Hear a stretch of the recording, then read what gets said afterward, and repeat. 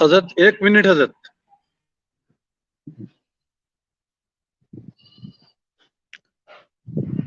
حضرت شروع فرمائیے. الحمدللہ نحمده ونصلی علی رسولہ الکریم اما بعد فاعوذ باللہ من الشیطان الرجیم بسم اللہ الرحمن الرحیم رب اشرح لی صدری ویسر لی امری واحلل عقدۃ من لسانی یفقہوا قولی. باب العلم انواریہ ایجوکیشنل سوسائٹی وہ جامعہ انواریہ حیدرآباد انڈیا کے زیر اہتمام شرح تہذیب کا درس الحمدللہ قسطوار جاری ہے. آج کا درس وَأَصْحَابِهِ الَّذِينَ سَعِدُوا فِي مَنَاهِجِ الصِّدْقِ بِالتَّصْدِيقِ سے وابستہ ہے. قولہ وَأَصْحَابِهِ شارح کہتے ہیں مصنف کا قول وَأَصْحَابِهِ یعنی رحمت کاملہ نازل ہو آپ کے اصحاب پر، آپ صلی اللہ علیہ وسلم کے اصحاب پر. تو مصنف کا قول و اصحابہ. اب گفتگو یہاں پر ایک تو یہ ہے اصحاب یہ جمع ہے کس کی؟ صاحب کی. صاحب دوست ساتھی والا یہ سب معنی ہے.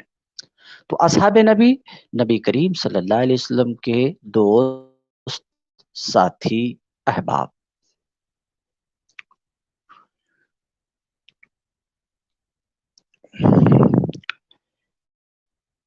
دو لفظ ہیں یہاں پر، ایک اصحاب اور ایک صحابہ.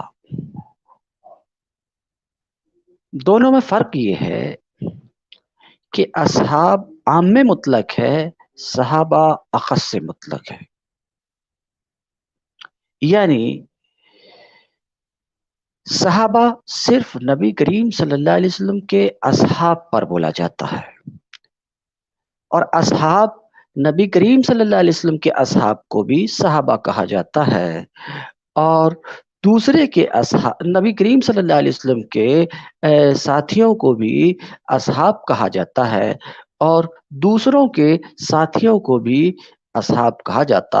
تو اس سے یہ معلوم ہوا کہ صحابہ یہ اخص ہے اور اصحاب عام ہے، کہ صحابہ صرف نبی کریم صلی اللہ علیہ وسلم کے ساتھیوں کو کہا جاتا ہے، بولا جاتا ہے.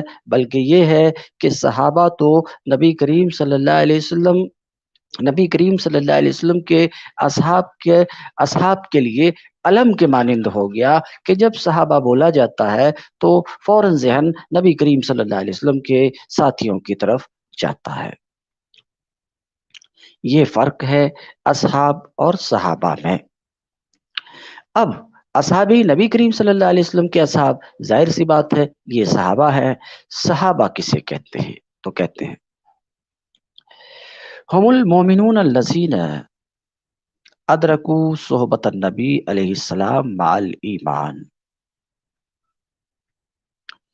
صحابہ وہ ایمان والے ہیں، وہ مومن ہیں جنہوں نے نبی کریم صلی اللہ علیہ وسلم کی صحبت پائی.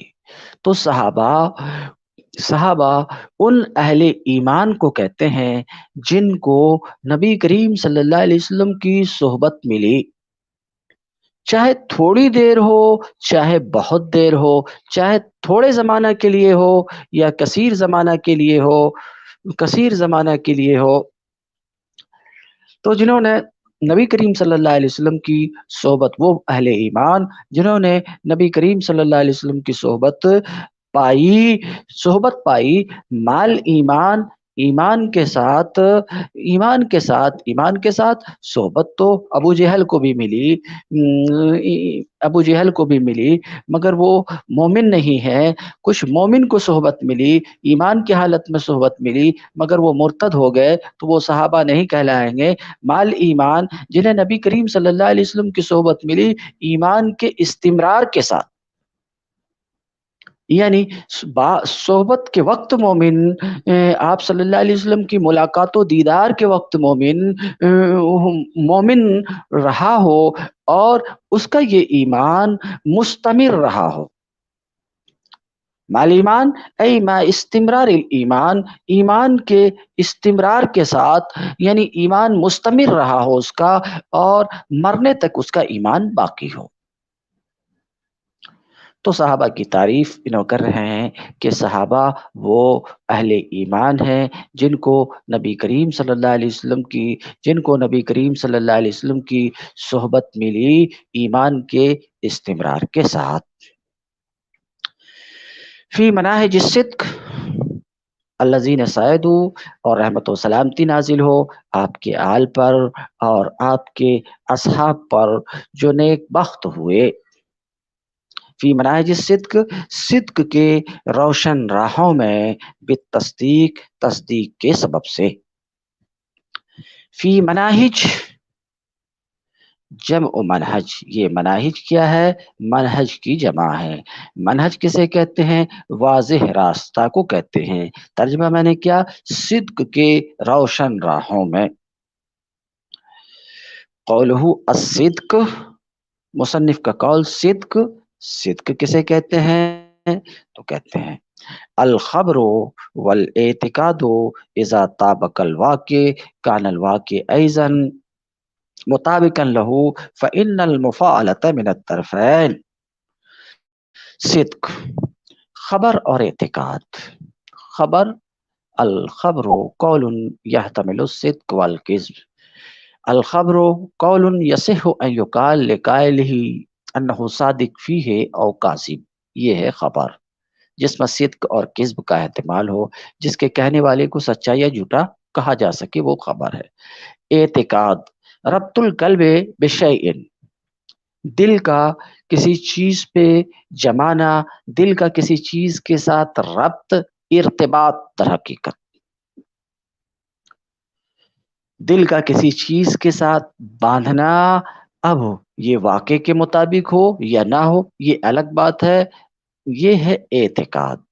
مثلا ایک مومن کا اعتقاد کہ اللہ ایک ہے، تو ایک مومن اپنے دل کو اللہ کی وحدانیت پر جما رہا ہے، باندھ رہا، تو یہ باندھنا یہ اعتقاد ہے.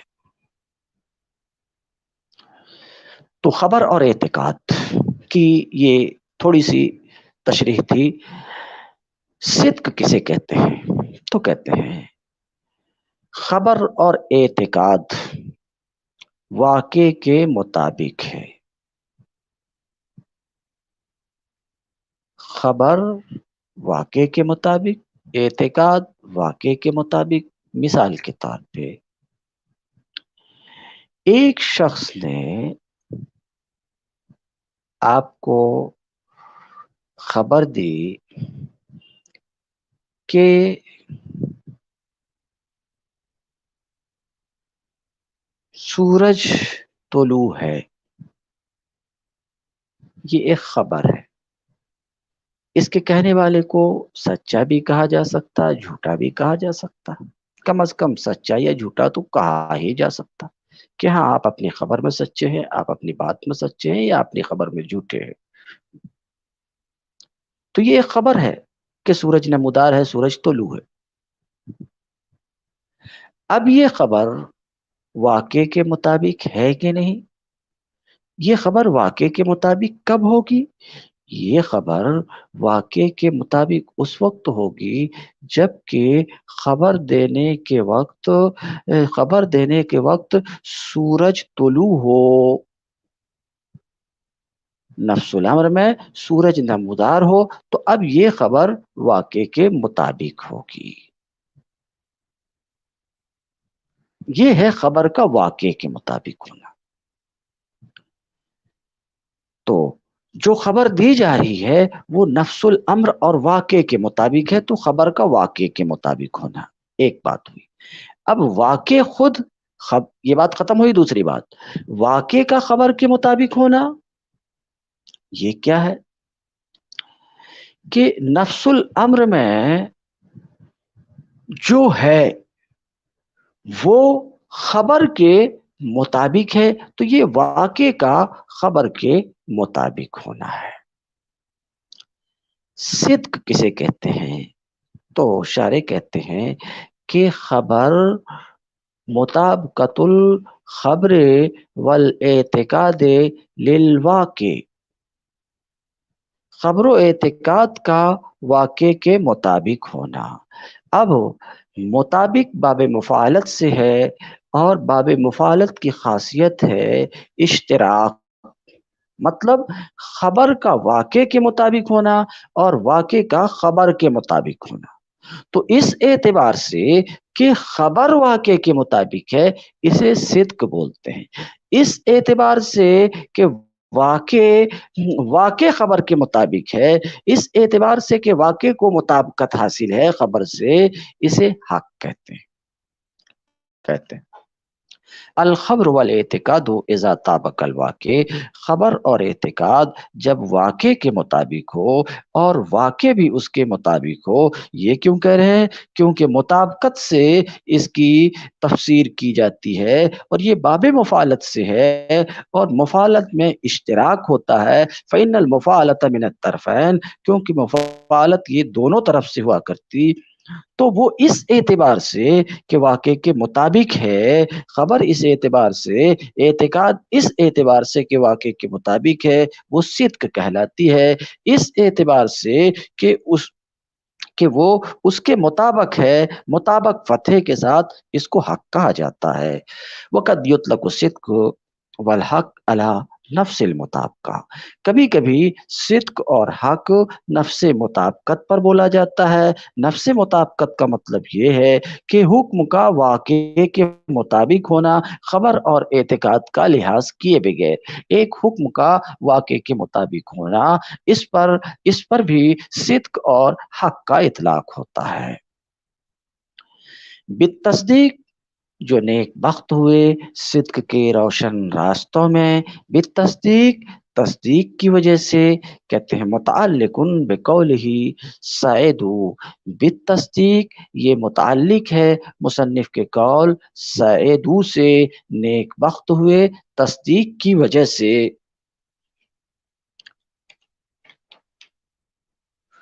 اے بسبب التصدیق والایمان بما جاء به النبی صلی اللہ علیہ وسلم، ایک فائدہ تو انہوں نے یہ دیا کہ بالتصدیق متعلق بقولہ سعیدوا سے اس بات کا افادہ کیا کہ بالتصدیق ظرف لغو ہے، اس سے پہلے بھی میں ظرف لغو اور مستقر کی تعریف کر چکا ہوں۔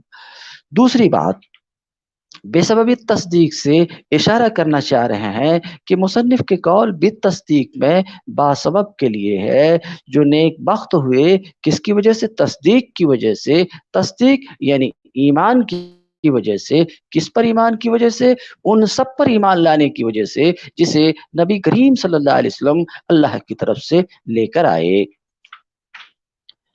بے سبب تصدیق والایمان، تصدیق و ایمان کی وجہ سے ان باتوں پر جنہیں ان تمام باتوں پر جنہیں نبی کریم صلی اللہ علیہ وسلم اللہ کی طرف سے لے کر کے آئے، اس ایمان کی وجہ سے وہ نیک بخت ہوئے۔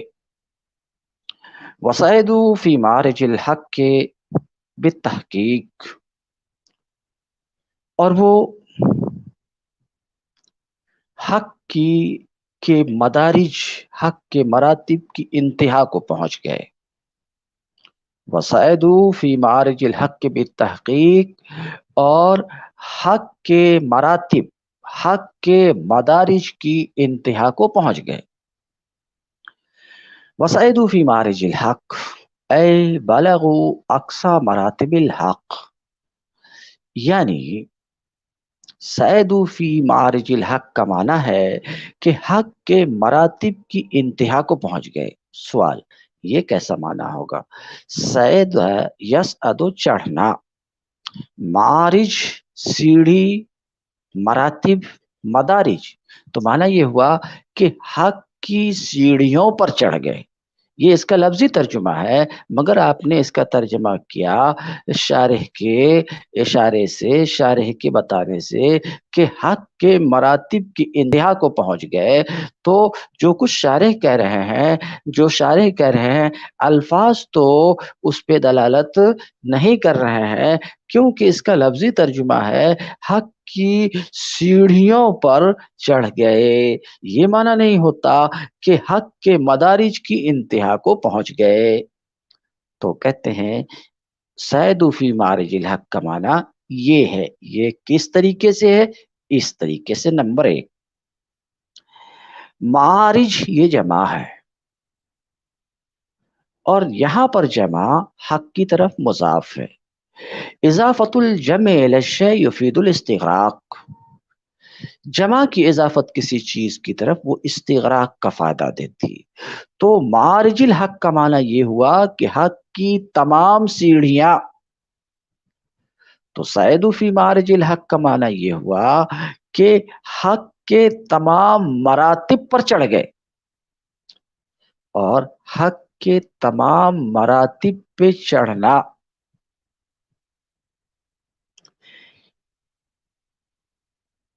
حق کے تمام مراتب پہ چڑھنا، اس کو لازم ہے انتہا تک پہنچنے کو۔ کسی بھی چیز کے جو مراتب ہے، جب ان تمام مراتب کو طے کر لیے تو اس چیز کی انتہا کو پہنچ گئے۔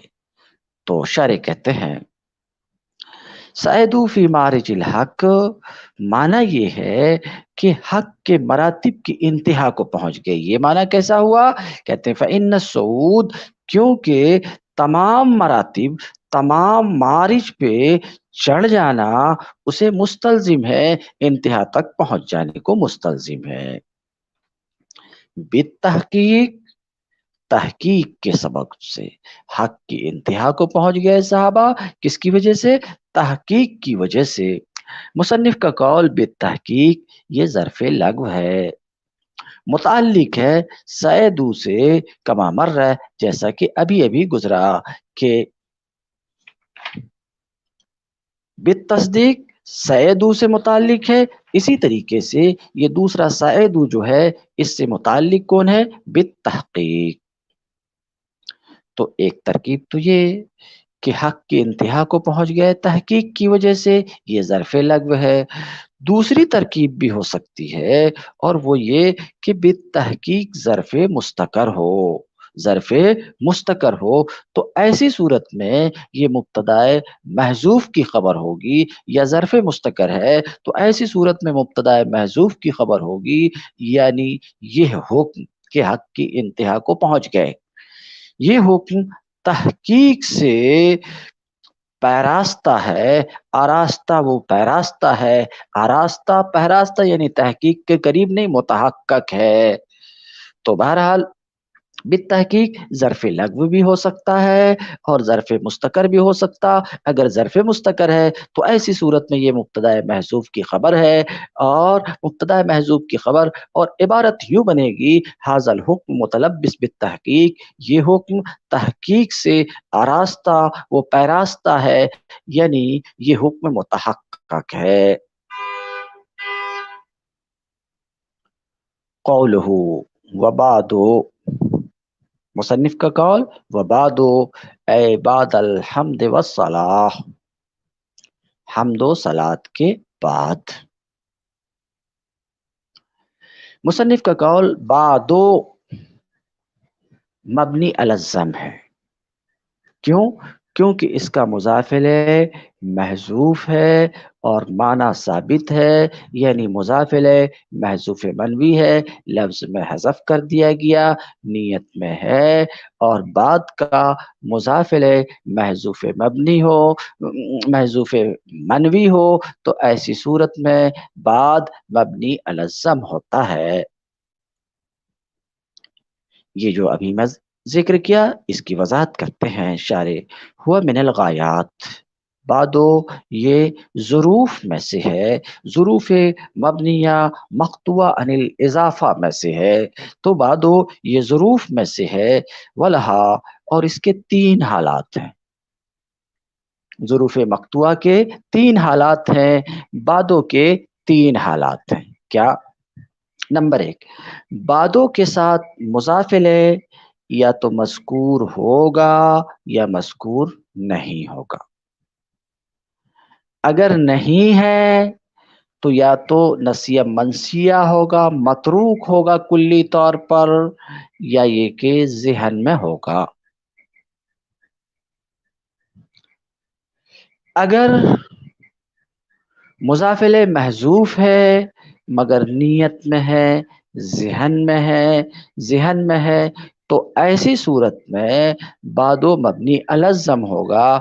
باقی 2 صورتوں میں بعد یہ مورب ہے، یعنی اس وقت جب کہ مضاف الیہ مذکور ہو اور اس وقت جب کہ مضاف الیہ نسیہ منسیہ ہو، یہ بتانا چاہ رہے ہیں۔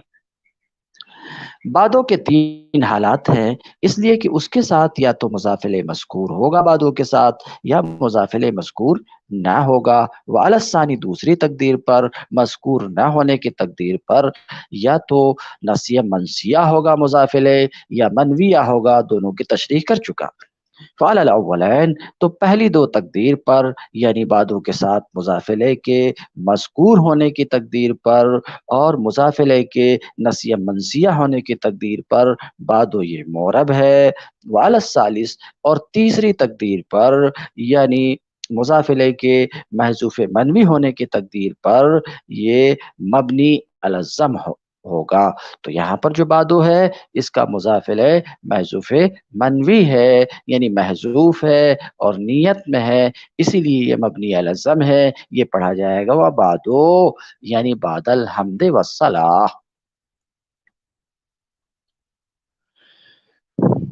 فہذا غایت تہذیب الکلام، تو یہ نہایت آراستہ کلام ہے، فی المنطق فی تحریر المنطق والکلام، منطق اور کلام کے بیان میں۔ الفاء اما علی توہم اما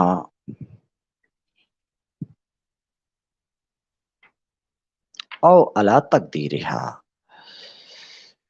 اس عبارت سے شارح ایک اعتراض کا جواب دینا چاہ رہے ہیں کہ حاذا کے اوپر فا کا داخل کرنا درست نہیں ہے، فا کا داخل کرنا درست نہیں ہے، فا کی کوئی وجہ ہی نہیں ہے یہاں حاذا کے اوپر فا کے لائے جانے کی۔ تو اس کا جواب دے رہے ہیں 2 جواب۔ نمبر 1، یہ فا جو حاذا کے اوپر آیا ہے یا تو اما کے توہم کے بنا پر، یعنی اس جگہ میں اما کے ذکر کرنے کی عادت ہے، تو عقل نے بواسطہ وہم کے حکم لگایا کہ اما کا ذکر ہو چکا ہے اور اما کے جواب میں فا کا لانا ضروری ہوتا ہے، تو توہم کے واسطے سے حاذا کے اوپر فا آ گیا۔ یہ الگ بات ہے کہ یہ حکم کاذب ہے، تو معترض بولا کہ حاذا کے اوپر فا کا داخل کرنا درست نہیں ہے، تو جواب کیا دیے؟ اس کا جواب یہ ہے کہ یہ توہم کے بنا پر فا آ گیا، کیونکہ اس جگہ اما کے ذکر کرنے کی عادت ہے، تو عقل نے بواسطہ وہم کے حکم لگایا کہ اما کا ذکر ہو چکا ہے، یہ حکم لگایا، اور حال یہ ہے کہ اما کے جواب میں فا کا لانا ضروری ہوتا ہے، اسی بنا پر یہاں حاذا کے اوپر فا آ گیا۔ یا تو یہ جواب دیا جائے یا جواب میں یہ کہا جائے کہ حاذا کے اوپر فا تقدیر کے بنا پر ہے۔ کیا مطلب؟ اما مقدر ہے، بعدوں سے پہلے اما مقدر ہے، اما بعدو فحاذا، لیکن حمد و صلات کے بعد تو یہ ہے، تو یا تو اس وجہ سے کہ بعد سے پہلے اما مقدر ہے اور اما کے جواب میں فا کا لانا ضروری ہوتا ہے، اس بنا پر حاذا کے اوپر فا ہے۔ تو فا یا تو اما کے توہم کے بنا پر ہے یا اما کی تقدیر کے بنا پر ہے، نظم کلام میں ختم ہوئی بات۔ وہذا اشارۃ الی المرتب الحاضر فی الذہن، فی الذہن دونوں لغت ہے، ذہن ذہن، من المعانی المخصوصہ المعبرہ عنہا بالالفاظ المخصوصہ، اور تلک الالفاظ الفاظ الدالہ علی المعانی المخصوصہ،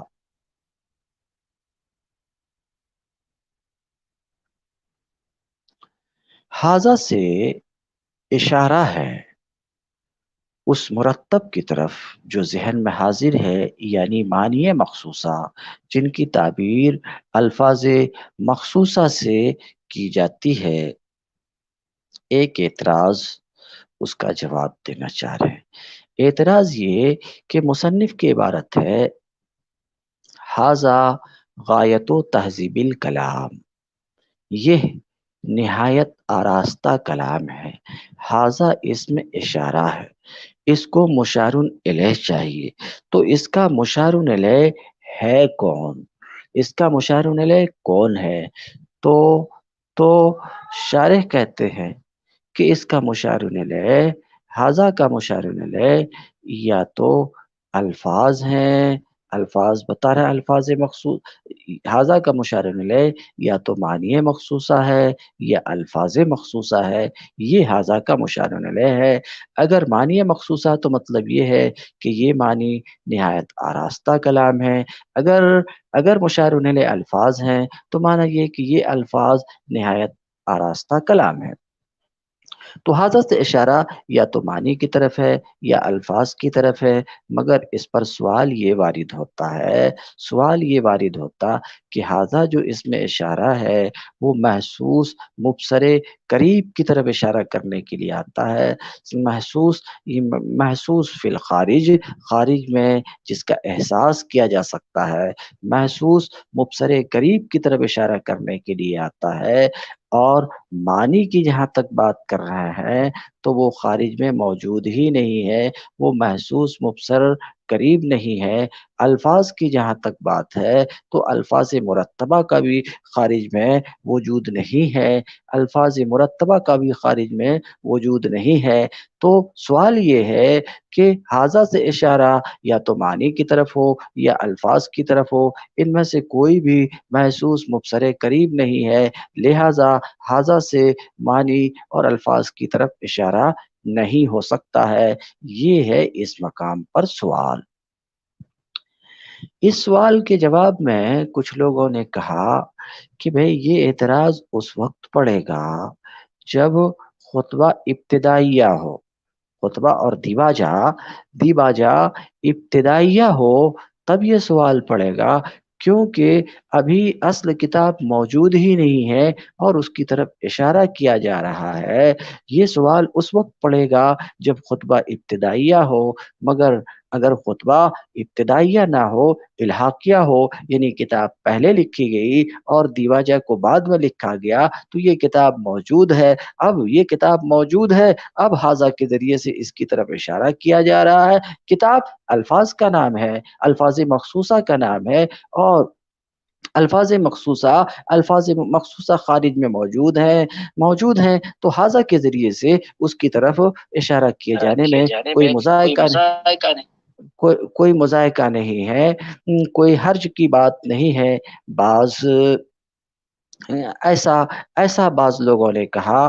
اس کے جواب میں شارح کہتے ہیں کہ جناب خطبہ یا دیباجہ خواہ ابتدائیہ ہو، خواہ الحاقیہ ہو، ابتدائیہ ہو یا الحاقیہ ہو، جہاں تک الفاظ کی بات ہے تو الفاظ مرتبہ کا خارج میں کوئی وجود نہیں ہے۔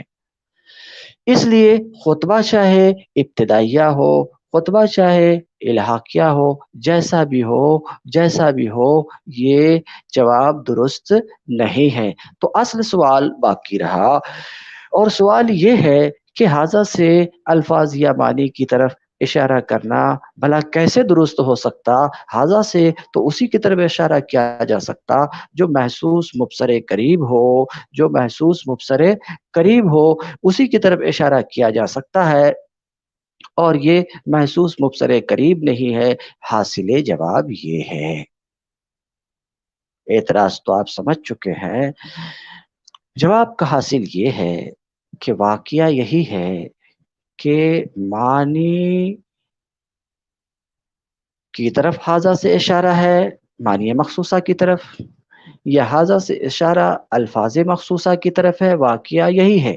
مگر اس پر جو آپ کا سوال تھا کہ نہیں یہ مشار الیہ نہیں بن سکتا کیونکہ محسوس مبصر قریب نہیں ہے، تو اس کا جواب ایک جملے میں یہ ہے کہ کہ کہ یہاں پر اس کو یعنی معنی اور الفاظ جو معقول ہے، امر معقول ہے، اس امر معقول کو محسوس کے درجے میں اتار لیا گیا، امر معقول کو محسوس کے درجے میں اتار لیا گیا، پھر حاضہ کے ذریعے سے اشارہ کر کے اس بات کی طرف اشارہ کر دیا کہ یہ معنی یا یہ الفاظ، مصنف اشارہ کر رہے ہیں، یہ معنی اور یہ الفاظ میرے ذہن میں اس قدر مستحضر ہیں، میرے سامنے اس قدر حاضر ہیں، گویا کہ میں دیکھ رہا ہوں، تو یہ معقول میرے نزدیک محسوس مبصر قریب کی طرف ہے۔ اس بات کی طرف اشارہ کرنے کے لیے انہوں نے حاضہ سے اشارہ کر دیا۔ تو جواب کا حاصل اتنا ہوا کہ یقیناً معنی امر معقول ہے، امر معقول ہے، مگر اس امر معقول کو محسوس کے درجے میں اتار لیا گیا ہے، اس بات کی طرف اشارہ کرنے کے لیے، اس بات کی طرف کہ یہ معقول یعنی یہ معنی اس قدر حاضر ہے، ایسے حاضر ہے گویا کہ میں انہیں دیکھ رہا ہوں۔ وهذا إشارة إلى المرتب الحاضر في الذهن من المعانی المخصوصہ، اور حاضہ سے اشارہ ہے اس مرتب کی طرف جو ذہن میں حاضر ہے، یعنی معنی، حاضہ سے اشارہ ہے معنی مخصوصہ کی طرف جن کی تعبیر الفاظ مخصوصہ سے کی جاتی ہے۔ تو حاضہ سے اشارہ معنی مخصوصہ کی طرف ہے، یا حاضہ کے ذریعے سے اشارہ ہے ان الفاظ کی طرف جو معنی مخصوصہ پر دلالت کرتے ہیں۔ تو مختصر لفظ میں کیا بتایا کہ حاضہ کا مشار الیہ یا تو معنی مخصوصہ ہے یا الفاظ مخصوصہ ہے۔ اعتراض ابھی برقرار ہے بقول ان کے، چاہے دیباجہ کی وجہ تصنیف سے پہلے ہو یا تصنیف کے بعد ہو۔ کیوں؟ اس لیے کہ الفاظ مرتبہ کا بھی خارج میں وجود نہیں ہے اور معنی کا بھی خارج میں وجود نہیں ہے۔ تو اشارہ کیسے صحیح ہوا؟ اس امر معقول کو محسوس کے درجے میں اتار لیا، اشارہ کرنے کے لیے کہ یہ اس قدر حاضر ہیں کہ یہ امر معقول میرے نزدیک محسوس کی طرح ہیں۔ فہذا غایت و تہذیب الکلام، تو یہ نہایت آراستہ کلام ہے، یہ نہایت آراستہ کلام ہے۔ کہتے ہیں فَإِن كَانَتِ الْإِشَارَةُ إِلَى الْأَلْفَاظِ، تو اگر حاضہ سے الفاظ کی طرف اشارہ ہے تو کلام سے مراد کلام لفظی ہے، کلام سے مراد کلام لفظی، کلام لفظی جس کا آدمی تلفظ کرے۔ مثلا ہمارا یہ قول زید عالم، ہم اس کا تلفظ کر رہے ہیں، یہ کلام لفظی ہے۔ تو حاضہ سے اگر اشارہ الفاظ کی طرف ہے فالمراد بالکلام، تو مراد کلام سے کلام لفظی ہے۔ وَإِن كَانَتِ إِلَى الْمَعْنِی، اور حاضہ سے اشارہ اگر معنی کی طرف ہے، حاضہ سے اشارہ کس کی طرف ہے؟ اگر معنی کی طرف ہے، تو ایسی صورت میں مراد کلام سے کلام نفسی ہے، کلام نفسی جس کا آدمی ذہن میں تصور کرتا ہے اور کلام لفظی کو اس کے مطابق لاتا ہے، جس پر کلام لفظی دلالت کرتا ہے تھوڑی دیر کے لیے، کلام لفظی جس کا انسان تلفظ کرتا، مثلا زید عالم، یہ کلام لفظی ہے کیونکہ اس کا ہم تلفظ کر رہے ہیں۔ کلام نفسی اس کا جو معنی ہے، اس کا جو معنی ہے، سمجھ رہے ہیں، جس معنی کو ادا کرنے کے لیے ہم کلام لفظی لاتے ہیں، تو کلام لفظی یہ الگ چیز ہے، اس کا جو معنی ہے وہ ہے کلام نفسی۔ تو کہتے ہیں اگر اشارہ معنی کی طرف ہے تو مراد اس سے یعنی کلام سے کلام نفسی ہے، کلام نفسی جس پر کہ کلام لفظی دلالت کرتا ہے۔ آیت و تہذیب الکلام، یہ نہایت آراستہ کلام ہے. حملہ علی ھذا اما بناء علی المبالغہ نو زید عدل او بناء علی ان التقدیر. ایک اعتراض کا جواب. اس عبارت میں تہذیب کا حمل ھذا کے اوپر ہے اور تہذیب مصدر ہے. مصدر عرض ہوتا اور عرض کا حمل ذات پر درست نہیں ہے تو تہذیب کا حمل ھذا پر درست نہیں ہے. یہ ہے سوال. اس سوال کے جواب میں دو بات کہتے ہیں. یا تو مجاز عقلی ہے یا مجاز فی طرف ہے. میں اتنے دور نہیں جاؤں گا. مجاز عقلی اور مجاز فی طرف. جواب. سوال کیا تھا؟ حمل درست نہیں ہے.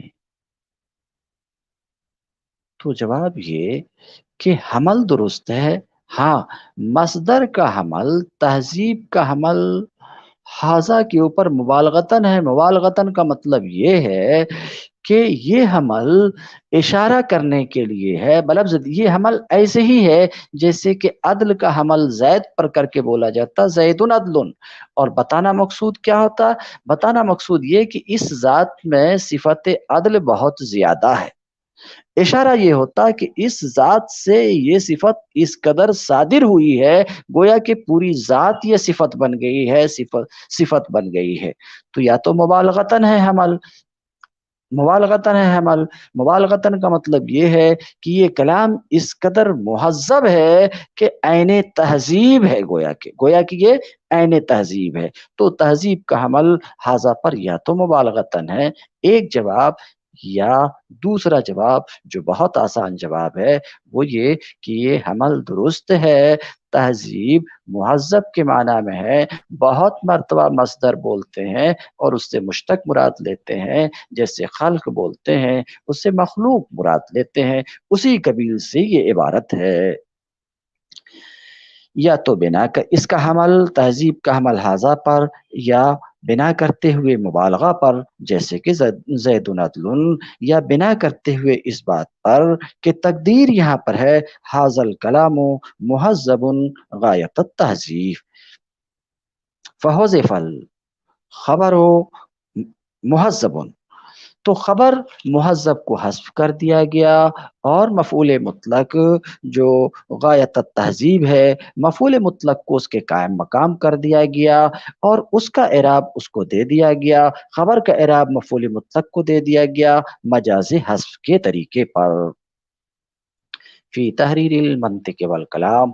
یہ نہایت آراستہ کلام ہے. یہ نہایت آراستہ کلام ہے منطق اور کلام کے بیان میں. فی تحریر المنطق والکلام لم یکن فی بیانہما.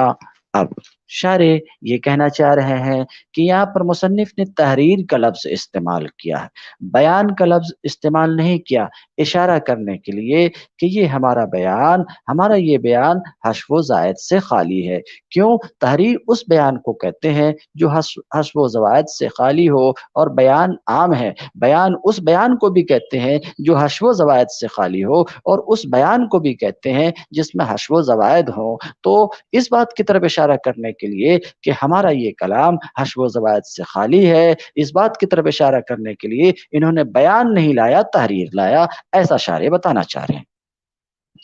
مصنف کا قول فی تحریر المنطق والکلام. مصنف نے یہ نہیں کہا فی بیان المنطق والکلام. کیوں؟ اس لیے کہ لفظ تحریر میں اشارہ ہے اس بات کی طرف کہ یہ بیان حشو و زوائد سے خالی ہے.